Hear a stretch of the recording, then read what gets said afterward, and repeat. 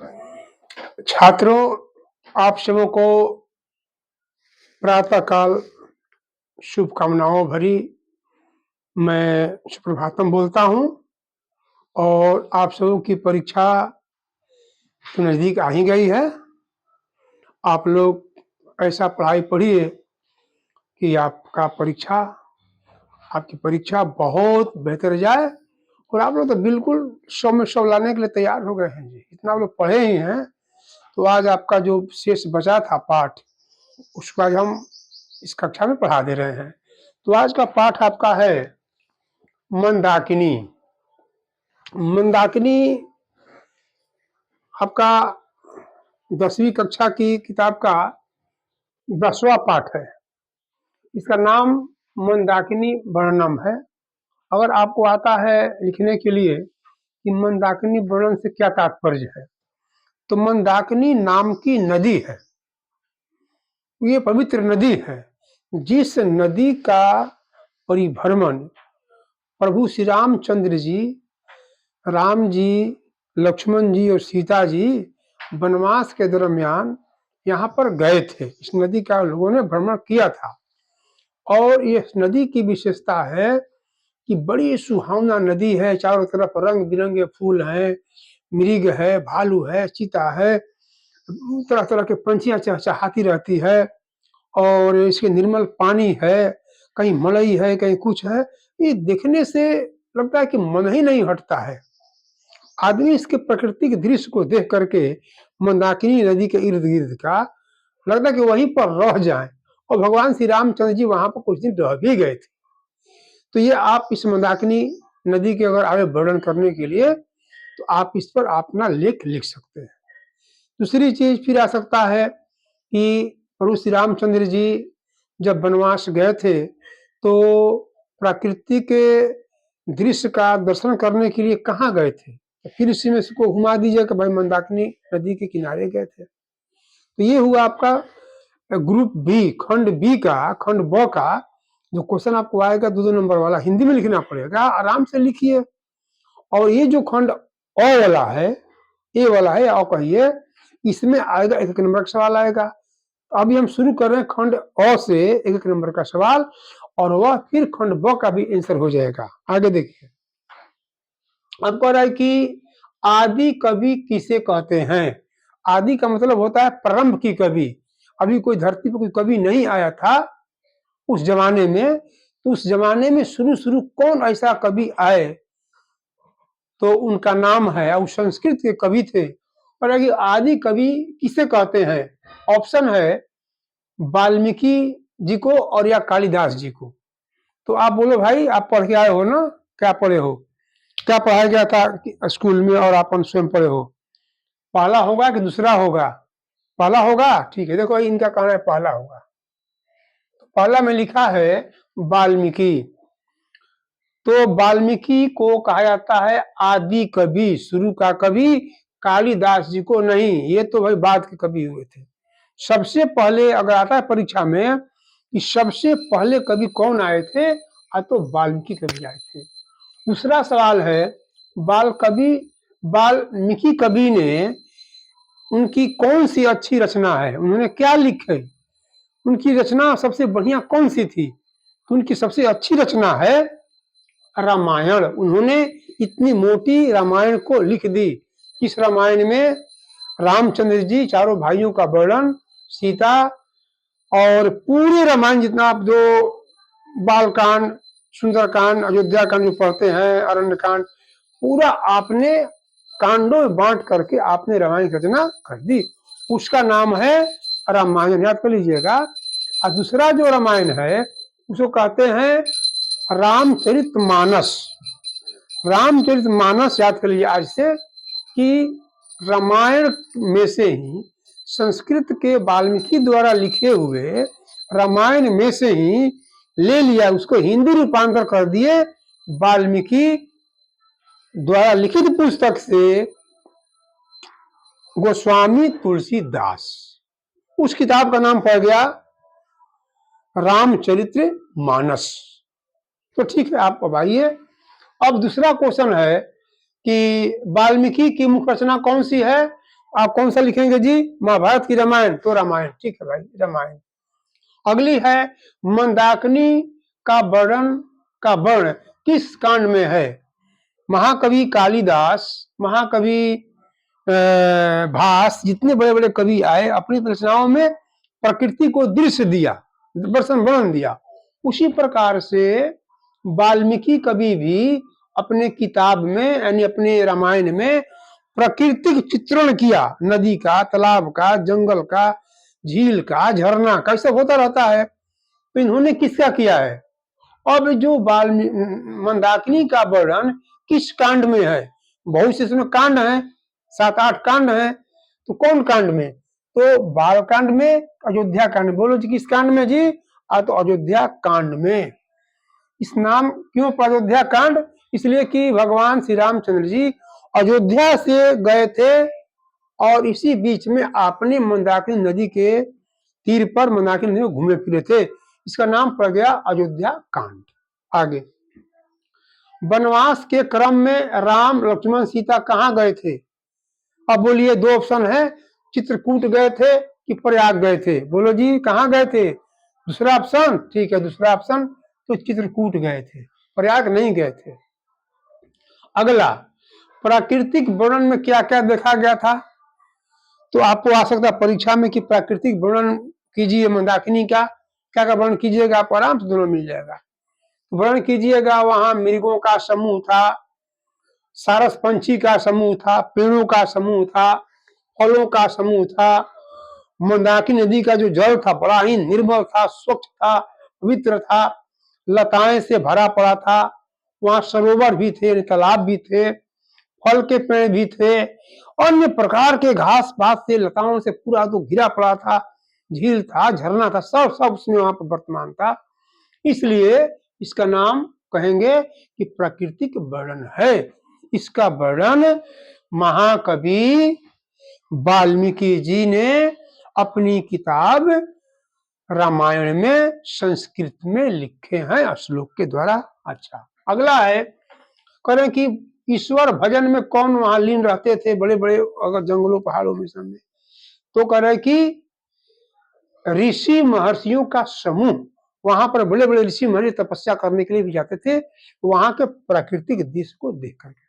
तो छात्रों, अभी आपका जो 10वां पाठ है ये कंप्लीट हुआ और अब हम शुरू करने जा रहे हैं 11वां पाठ। 11वां पाठ का नाम है व्याघ्र पथिक कथा। इसके बारे में सुन लीजिए। व्याघ्र माने बाघ, पथिक माने राही, कथा माने स्टोरी। तो इस कथा में दिखाया गया है कि इंसान बहुत सा कहीं कहीं किसी किसी मामले में लोभी होता है, परिश्रम करना जानता नहीं है, कहीं से खाने को मिल गया, कहीं से धन संपत्ति मिल गया, आराम से हाथ फैला लेगा। इसमें एक ब्राह्मण है जो राही है, पथिक है, जब देखता है कि रास्ते में कहीं जा रहा है, लोभी लालची था ही, और वहां पर एक बाघ था, बहुत भूखा था, तो कैसे बाघ, कैसे इसको हम खा जाएं? तो बाघ बड़ा तेज था, कहा ओ पथिक, ओ ब्राह्मण, तुमको देख हमें दया आती है, आओ जरा मैं सोना कंगन लिया हूं। तो कंगन नहीं था, वो तो घास पात का बना कर रखा था। तू कहा करे भाई तुम बाघ हो, हम का इंसान है, तुम हिंसक हो, कहीं खा जाओगे? अगर नहीं भाई, मेरे नाक दांत सब कुछ टूट गए हैं, हम ब्रह्मचारी बन गए हैं, व्रतधारी बन गए हैं, हम मैंने कुछ बहाना 50 को मारा कि हम तो अब हिंसा जीव करना बंद कर दिए हैं। सब कहने के बाद, अरे भाई ले लो, भाई ले लो, ये कंगन ले लो। और ब्राह्मण आ गया लोभ में, अरे आजा आजा, ले लो, धनी बन जाओगे, अमीर बन जाओगे। झांसा में डाल दिया और झांसा में पंडित जी पड़ गए। आया और पंडित जी को दलदल में फंस गया, ले पंडित जी बस जब से उसको खा गया। ये कहानी का रहस्य, इसलिए इनका कहानी का रहस्य है कि लोभ में पड़ना नहीं चाहिए। लोभ पापस्य कारणम, लोभ पाप का कारण है। इंसान को बनना चाहिए परिश्रमी, कर्मवीर, वीर पुरुष बनना चाहिए। तो हम इस कहानी में देख लें। कह रहा है कहानी में कि तालाब में सोने का कंगन लेकर कौन खड़ा था? आप बताइए, बाघ था कि सिंह था? बोले बाबू कौन था? तो बाघ था। चलो भाई ठीक है, बाघ था। अब कह रहा है कि कंगन के लोभ से कौन फंसता है? भिखारी फंसता है कि वो पथिक ब्राह्मण फंसता है? बोलो जी, कौन? तो ब्राह्मण फंसता है। तो बेचारा ब्राह्मण जाकर फंस गया। लोभ से क्या होता है? पाप होता है, निष्कृष्टता बढ़ती है, हीनता आती है। वह आदमी जो लोभी होता है वह हमेशा कमजोर बना रहता है, उसके चेहरे पर तेज नहीं रहता है। जिसका मन इंद्रिय बस में नहीं होता है वह कैसा होता है? याद कीजिएगा, आपको सुना सकता है। जिसका मन इंद्रिय, तो ये ब्राह्मण का मन बसे में नहीं था, लोभ में आ गया। इंद्रिय माने जो इंद्रिय है, मनो के आंख कान मुंह नाक जो है इंद्रिय है, इसको बस में रखना। भगवान कृष्ण कहा था कि अपने इंद्रियों को बस में रखो। तो बेचारे बस में नहीं रखे थे तो क्या हो गया? हाथी के स्नान के समान है। अगर जिसने बस में नहीं रखा, हाथी स्नान करता क्या करता है? ऊपर पानी फेंकता रहता है। उसी प्रकार करेगा, स्नान करने से हाथी को फायदा नहीं होता है। तो वही कह रहा है कि जो इंसान अपने इंद्रियों को बस में करता है वही महान है, श्रेष्ठ। चलिए, ये पाठ भी खत्म हो गया। अब आपको मैं बताऊं कि धीरे धीरे हमारी जो गति तेज हो रही है, तो 11वां पाठ खत्म, 12वां पाठ है, सबसे बड़ा धुरंधर पाठ है, बढ़िया पाठ है, कर्णस्य दान वीरता। आप लोग रामायण से बड़ा रोज टीवी पर देखते हैं, महाभारत देखते हैं, रामायण सीरियल देखते हैं, उसी से जुड़ा हुआ आपको कहानी समझने में आराम भी लगेगा। देखिए, अब कहने का मेरा तात्पर्य यह है कि कर्ण की दान वीरता। कर्ण जो है पूरे महाभारत के पात्रों में, महाकाव्य में सबसे कोई महादानी कोई था तो कर्ण था। अगर आता है कर्ण के बारे में लिखिए, क्या लिखिएगा? कर्ण स्वार्थी नहीं था, कर्ण दानवीर था, कर्ण यशस्वी था, कर्ण ईमानदार था।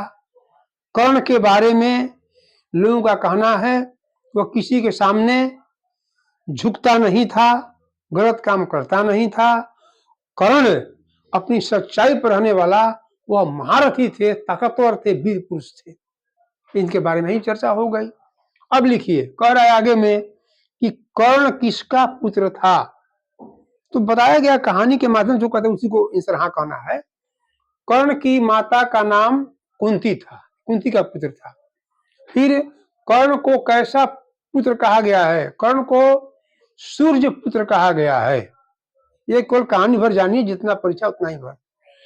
कर्ण के पक्ष में, कर्ण किसके पक्ष में युद्ध करता था? देखो भाई, महाभारत जो युद्ध हुआ था, तो महाभारत की लड़ाई में दो पक्ष था। एक कौरव 100 भाई थे, एक पांडव 5 थे। तो कौरव के ही दल से, कौरव के ही भाई में से भी एक भाई थे कर्ण। तो कर्ण कहा कि हम तो भाई अपने भाई की तरफ से लड़ेंगे। तो कर्ण जो है लड़ता था, कौरव पक्ष से इसका लड़ाई होता था। आगे, कर्ण का जन्म किस प्रकार हुआ था? अब देखें कर्ण का जन्म कैसे हुआ था। तो कर्ण का जन्म का प्रकार क्या हुआ था? तो कर्ण जन्म से ही कवच कुंडल लिए हुए पैदा हुए थे। सोच लीजिए, जन्मते ही दोनों कानों में कुंडल और पूरे बदन में कवच था। परीक्षा में आ सकता है, कवच की क्या विशेषता है? कवच को जो पहनेगा उस पर किसी का तीर नहीं लगेगा, बंदूक गोली नहीं लगेगा, कोई हथियार नहीं लगेगा, वह व्यक्ति अमरत्व को प्राप्त कर जाएगा। यह है कवच की विशेषता। अर्जुन किसका पुत्र था? तो अर्जुन पुत्र था इंद्र का। इंद्र अपने पुत्र की सहायता के लिए क्या किया था? अब ध्यान दिया जाए, जब युद्ध होने वाला था कौरव पांडव का, तो पांडवों में से अर्जुन का पिता इंद्र थे। तो सोच ले कि तो भाई हमारा बेटा जा रहा है युद्ध करने के लिए, युद्ध में जाएगा और कर्ण रहेगा कौरव की तरफ से, तो कितना उसको तीर मारा जाएगा तो लगेगा ही नहीं। वह अमर है, और जब तक वह रहेगा कर्ण कौरव के दल में, तो हम युद्ध जीत नहीं पाएंगे, पांचों हम लोग भाई युद्ध हार जाएंगे। तो उसी में इनका बेटा अर्जुन भी था, अर्जुन भीम नकुल सहदेव युधिष्ठिर। तो पांचों को जिताने के लिए अब यहाँ छल कपट से इंद्र भगवान क्या किए कि भिखारी का भेष बनाकर गए, और महादानी थे ही। प्रातः काल उठते उठते सूर्योदय होते होते जो आता था दान मांगने के लिए, तो कर्ण की विशेषता थी कि ले भाई सब ले, जो हम मांगो सब मिल जाता था। उसी टाही में थे कि कब सूर्य भगवान उदय हो रहे हैं और मैं प्रातः कल जाऊं। भिखारी का वेश बना के जाते हैं इंद्र भगवान और कहते हैं कि भाई हमें कुछ दान चाहिए। कहो भाई कैसे आना हुआ। इंद्र भगवान दान दे दो भाई। क्या दान चाहिए? लो कवच कुंडले हमको दे दो। अब क्या किया? अरे बाप रे, कवच जो कि इसमें सटा हुआ है शरीर में, ये कवच था। इनको शरीर को काट काट करके खून लहू लुहान हो करके और कवच कुंडल देना पड़ा इंद्र को। ये है कहानी इंद्र की कहानी। आगे इंद्र अपने पुत्र की सहायता के लिए क्या किया था? तो इंद्र छल कपट से कर्ण के कवच कुंडल दान में ले लिया था। अगला, कर्ण का स्वभाव क्या था? उसका कर्ण का स्वभाव बड़ी पवित्र था। कर्ण में छल नहीं था, कपट नहीं था, बेईमानी नहीं थी, लोभ नहीं था। वो महापुरुष थे, वे महाज्ञानी थे, कर्मवीर थे, योद्धा थे। तो ये है आपको भाई कर्ण की विशेषता। आगे, कर्णभार रूपक संस्कृत नाटक किससे लिखा गया है? अब ध्यान दिया जाएगा। संस्कृत में भास एक बहुत बड़े कवि थे, वे एक रूपक लिखे। नाटक एक रूपक छोटा होता है, 1 अंक का होता है। तो एक नाटक उन्होंने रूपक लिखा, ड्रामा लिखा। ड्रामा में उन्होंने कहां से ले लिया था? तो कह रहा है कि कर्णभार नाम था, नाटक का नाम था कर्णभार। और कर्णभार कहां से लिया गया था? तो महाभारत से। अब देखिए लिखा है कि कर्णभार कहां से लिया गया है? तो महाभारत से, रामायण से नहीं बल्कि महाभारत से। अगला है, कवच कुंडल की विशेषता क्या थी? तो कवच कुंडल जो पहनेगा उस पर तीर नहीं लगेगा, वो अमर हो जाएगा। ये ताकत उसकी है। तो ठीक है छात्रों, अभी आपका जो 12वां पाठ है कंप्लीट हो गया। और साथ हम आगे बढ़ेंगे। अब जरा सा हम पहुंचेंगे 13वां पाठ में। परीक्षा के दृष्टिकोण से थोड़ा सा धैर्य बनाइए, इसको पढ़ लीजिए। कह रहा है कि विश्व शांति आपका 13वां पाठ है। अब इस पर अगर आपको लेख लिखने को आ जाएगा, कैसे लिख पाइएगा? विश्व शांति का मकसद क्या होता है? जितने यहाँ पर देश हैं, देश के निवासियों को आपस में मिलकर रहना चाहिए, भाई भाई का बर्ताव करना चाहिए। लेकिन इसी देश में से इतने देश महादेश हैं, कोई देश किसी देश को दिखना नहीं चाहता, आपस में प्रेम नहीं करना चाहता। तो नहीं प्रेम करेगा तो देश में महादेश में सब जगह कोलाहल रहेगा, वैमनस्य रहेगा और शांति रहेगी और द्वेष फैल जाएगा, ईर्ष्या फैल जाएगी। अब इसी आधार पर कहानी का आंसर है, क्वेश्चन है कि भारत की नीति क्या है। हम लोग अपने देश की बात करें तो हमारे देश की नीति क्या है, हम लोग का विचार क्या है, परंपरा क्या है? तो विश्व शांति, शांति। देखिए आप महात्मा बुद्ध आए, क्या बताए कि शांति अहिंसा परमो धर्म, सभी देशों के साथ गले से गले मिलो, किसी की हिंसा न करो। कौन देश कह रहा है? भारत कह रहा है। महात्मा गांधी जी को लीजिए, महात्मा गांधी क्या किए? अहिंसा परमो धर्म पूरे विश्व में फैलाए। उनका एक ही धर्म था, अहिंसा, किसी को हिंसा न करो। तो ये भारत का स्वभाव है। जितने हम महापुरुष हुए, युद्ध करना हम लोग नहीं सीखे हैं, लेकिन हाँ कोई नहीं मानेगा तो भारत युद्ध भी करता है। आगे, पूरे विश्व में कौन सा कैसा इस समय माहौल चल रहा है? तो माहौल में क्या है? अशांति है, उपद्रव है, भय है, चिंता है, आपस में ईर्ष्या है, द्वेष है, लूटपाट की भावना है, किसी को मार दो काटको की भावना है। अभी देखिए चाइना है, अमेरिका है, यूक्रेन है, तो कौन कौन सा देश आपस में सब उलझा हुआ है। सब ईरान और अमेरिका के बारे में सुनते ही रोज टीवी पर, अखबार पर। तो इसी को लेखक ने अपने डाल दिया आप लोगों के लिए। एक देश दूसरे देश से क्या रखता है? द्वेष की भावना। विध्वंसकारी हथियारों से क्या हो सकता है? बड़े बड़े देश हैं, हथियार बना रहे हैं, क्यों? इंसान को मारने के लिए जरा सा। इसी को कहते हैं विध्वंसकारी योजना। चलिए ये पाठ खत्म हो गया। अब एक पाठ रह गया है, 14वां पाठ, अंतिम पाठ है। इसका नाम है शास्त्रकारा।